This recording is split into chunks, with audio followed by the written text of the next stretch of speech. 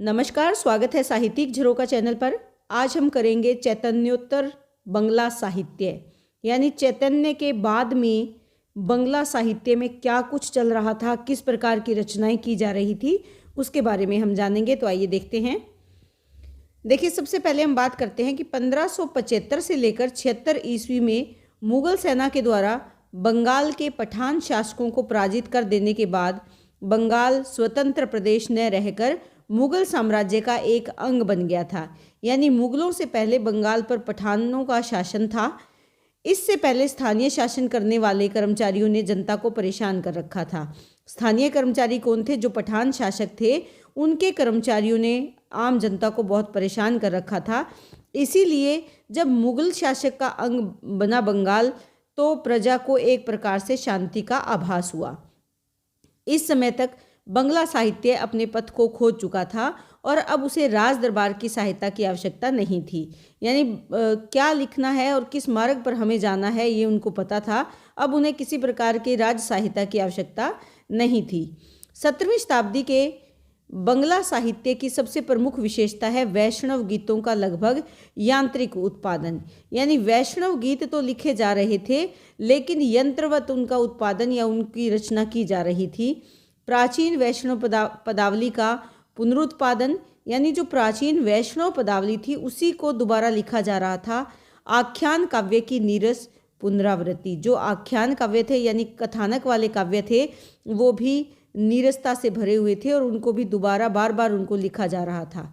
परंतु संयोग से इस युग में काशीराम नामक रचित पांडव रास को बंगला साहित्य में कृतिवास ओझाकृत रामायण के बाद दूसरा स्थान दिया जाता है। यानी संयोग था कि ये वही समय काल था जब काशीराम का समय काल कहा जा सकता है इसे, जब उन्होंने पांडव रास की रचना की।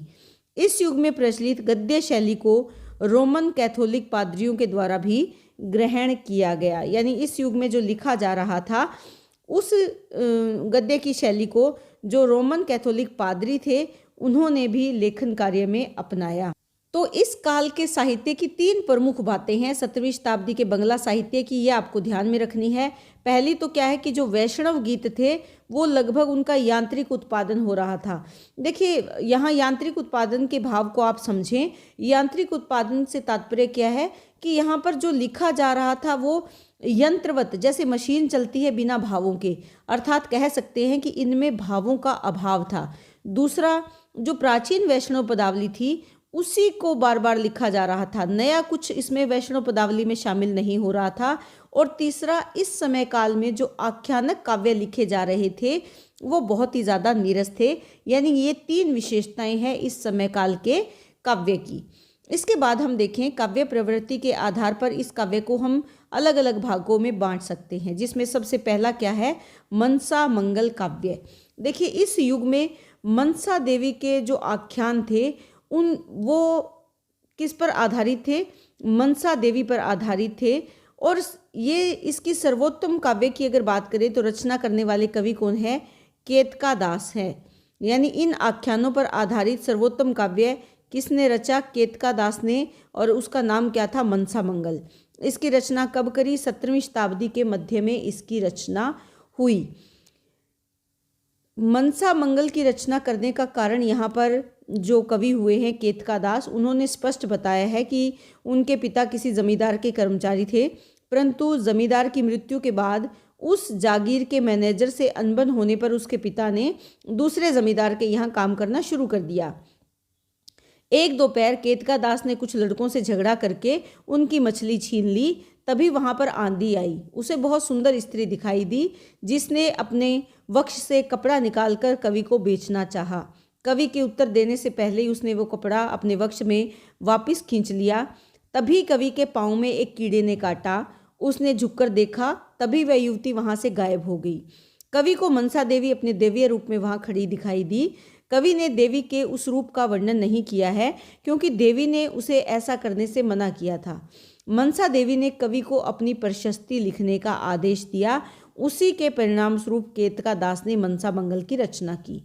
जो केतका दास हैं, ये बंगाली साहित्य में जो प्रचलित पूर्ववर्ती मनसा काव्य है उसी की परंपरा का इन्होंने अनुसरण किया है। यानी पहले भी लिखा जाता रहा है, जिसकी नकल या जिसका अनुसरण इन्होंने किया है।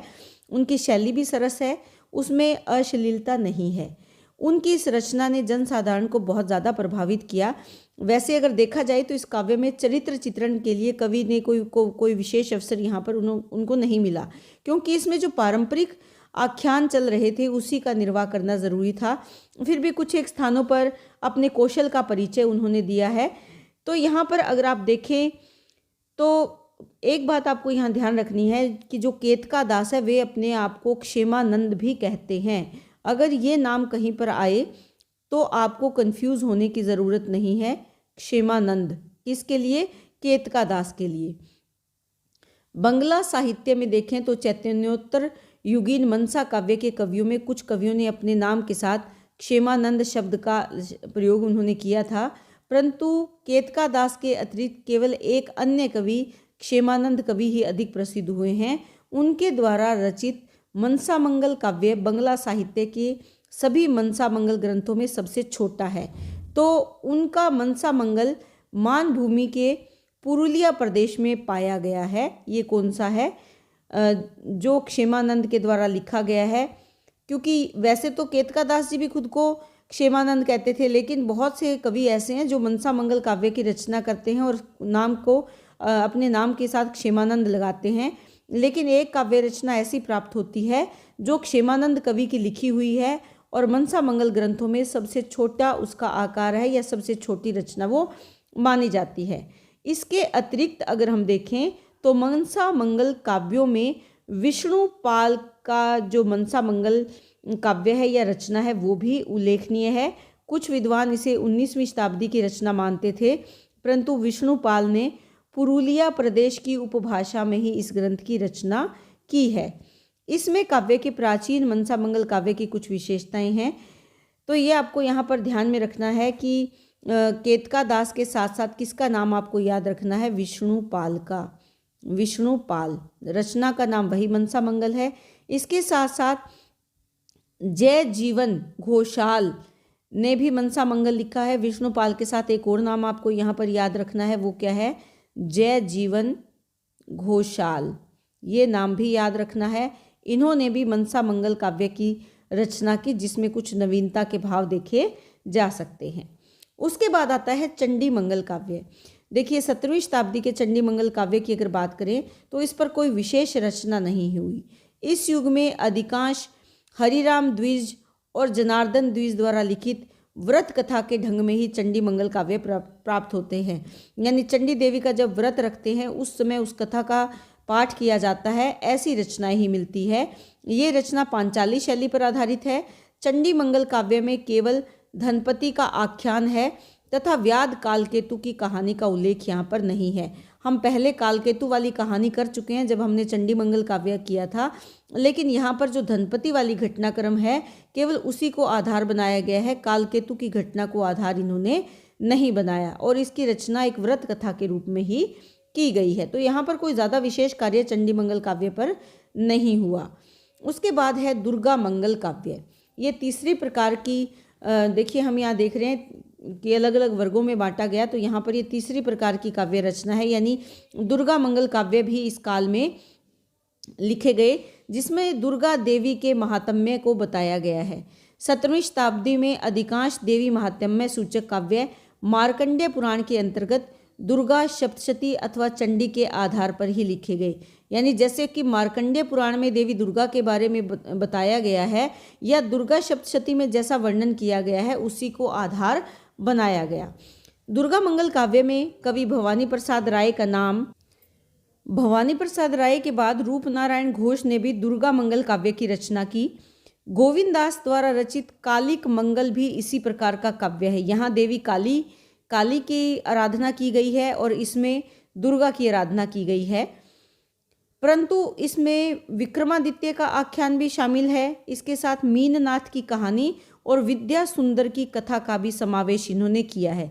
यानी यहाँ पर काली के साथ साथ विक्रमादित्य का जो कथानक, मीननाथ की कहानी और विद्या सुंदर की कथा का भी समावेश इन्होंने अपने इस ग्रंथ में या इस रचना में किया है। तो ये कौन सी है? दुर्गा मंगल काव्य है, जिसमें देवी दुर्गा को आधार बनाकर काव्य की रचना इस समय काल में की गई थी।